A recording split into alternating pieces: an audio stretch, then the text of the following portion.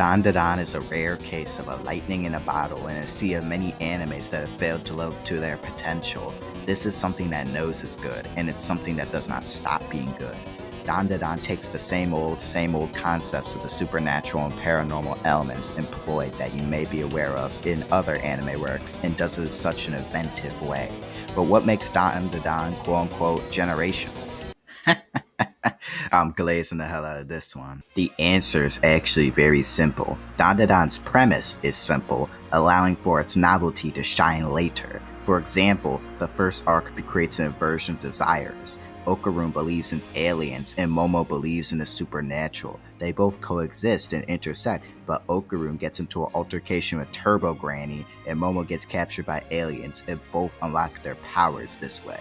This opening arc allows for set pieces to be established and areas to return to, while also creating a natural progression of these characters. Thus, Dandadan can do romance, horror, comedy, and action all at once without leaning too hard into one style, tone, and genre.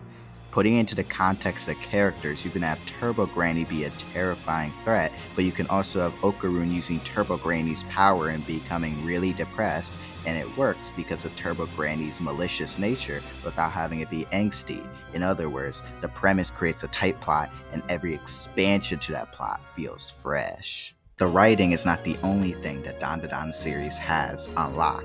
What Dandadan also has is a fantastic art style and a fantastic artist. The environments are detailed, the character designs are crisp, and everyone is visually distinct enough to stand out.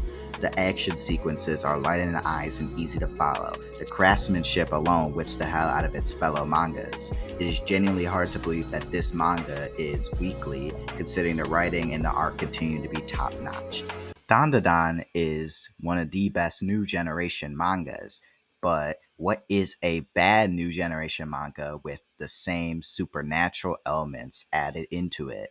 Well, luckily for you, I have your example.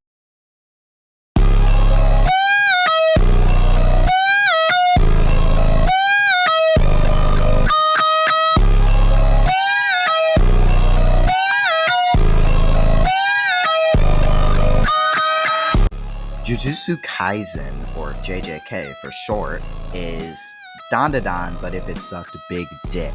The thing about Jujutsu Kaisen is that Jujutsu Kaisen shares some of the same aspects as Dandadan, like for example, the whole yokai and curses type thing and, supernatural occult. But what they also have in place of aliens is the sorcerers, the people with powers who kill these monsters. The only issue is that Jujutsu Kaisen abandons parts of its whole curse thing just so they can have the big sorcerer dudes fight each other.